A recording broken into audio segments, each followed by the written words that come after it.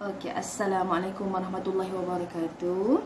Okey, jadi hari ni kita akan menyambung kembali bab kisah topik yang akhir-akhir untuk bab 2 ni So, organ utama fotosintesis. Daun adalah organ utama fotosintesis. Okey, so apakah ia fotosintesis?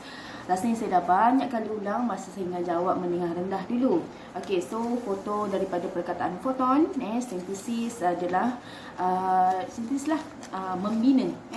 Okey, jadi fotosintesis ni adalah satu proses yang mana tumbuhan hijau yang ada kloroplas, di dalamnya ada klorofil, hanya ia saja yang boleh mensintesis, dia membina sebahagian organik iaitu nutrien ataupun karbohidrat lah, makanan daripada karbon dioksida dan air dengan kehadiran cahaya matahari.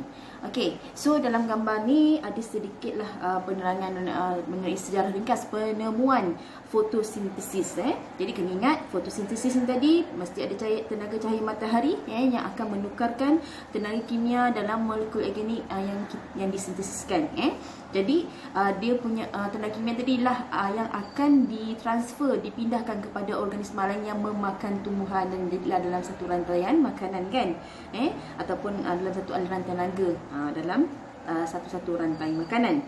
Okey, jadi dalam masa yang sama fotosintesis ni dia akan menghasilkan sisa daripada dia punya proses tadi, atau byproductnya adalah oksigen, dan wap air. Jadi oksigen ni diperlukan oleh semua benda hidup termasuklah tumbuhan sendiri. Okey, untuk proses respirasi. So yang dalam gambar ini sedikitlah eksperimen daripada Van Helmont ni yang dikatakan saintis yang menemukan tentang cara pemakaran tumbuhan.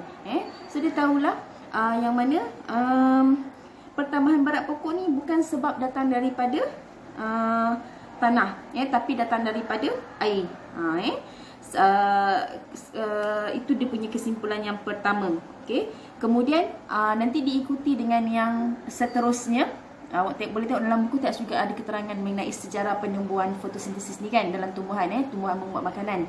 Okey, so maksudnya fotosintesis memerlukan air kan, bukannya daripada tanah. Okey, kemudian itu kesimpulan yang pertama. And then ada seorang lagi saintis yang Dorset ni pula dibuat satu lagi eksperimen yang demikian ni. Ada lilin, ada tikus, kemudian satu lagi ada lilin, ada tikus, ada pokok, diserkupkan. So yang kedua tu ada pokok tu, so lilin kekal menyala dan tikus terus hidup. Kenapa? Di sini dia ada rumusannya yang mana tumbuhan tadi dia mengubah kandungan udara di dalam bekas tersebut, dalam bikar tersebut tu kan.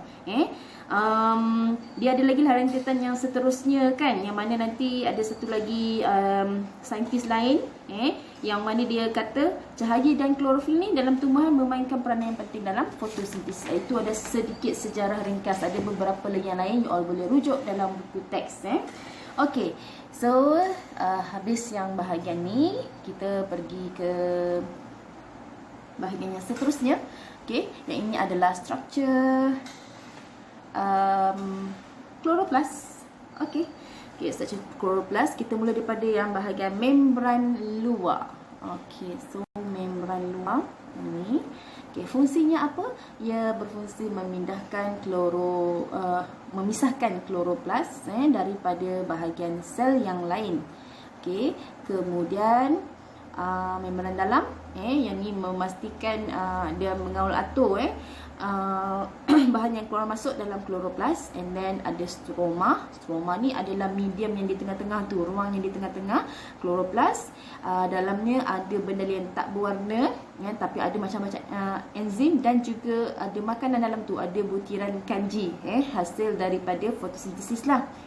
Dan di situ adalah tapak bagi tindak balas yang tidak bersandarkan cahaya. Nanti kita akan pergi apakah yang dimasukkan dengan tindak balas tidak bersandarkan cahaya dalam tumbuhan. Okey, kemudian kita pergi pada bahagian yang ni, lamella ni. Lamella ni ia menghubungkan granum. So apakah dia granum ni? Sorry, kita pergi dekat sini dulu lah. Ni thylakoid. Okey, thylakoid ni dia adalah kantung yang berbentuk cakera. Dia lepir, dalamnya itu yang ada klorofil, pigmen berwarna hijau yang dia berfungsi untuk menyerap cahaya matahari di dalam membrannya, dan dalamnya ada sistem pengangkutan elektron. Elektron ni bergerak barulah boleh menjana tenaga, and then ia adalah tapak untuk tindak balas yang bersandarkan cahaya. So nanti kita terangkan yang itu. Kemudian struktur yang seterusnya adalah yang bahagian atas ni, granum. Kalau satu granum, kalau banyak grana. So granum ni dia adalah struktur yang beberapa lapisan tilakoid ni. So dia membentuk satu lapisan kan yang dinamakan granum. Dia terletak dalam stroma. So dalamnya ada pigmen klorofil dan ada enzim untuk fotosintesis. So susunan dia ni berlapis-lapis ni, dia adalah untuk ataupun berfungsi supaya mengoptimumkan fotosintesis. Okey, so selesai struktur kloroplast, struktur yang paling penting dalam melakukan fotosintesis dalam tumbuhan hijau. Okey, yang seterusnya kita nak lihat. Okey, so sebenarnya fotosintesis ni ada dua proses yang penting. Yang fotosintesis ni dia berlaku dengan dua proses yang penting. Ada dua tindak balas yang berlaku ketika tumbuhan berfotosintesis. Yang pertama adalah tindak balas yang ini yang berlaku di dalam tilakoid. Yang ni. Okey, yang ini adalah tindak balas bersandarkan cahaya. Manakala yang di dalam stroma pula, yang ini, yang itu adalah tindak balas yang tidak bersandarkan cahaya. So ingat, dalam fotosintesis ada dua peringkat tindak balas. Yang pertama berlaku di dalam tilakoid, iaitu tindak balas bersandarkan cahaya. Yang kedua di dalam stroma, iaitu tindak balas yang tidak bersandarkan cahaya.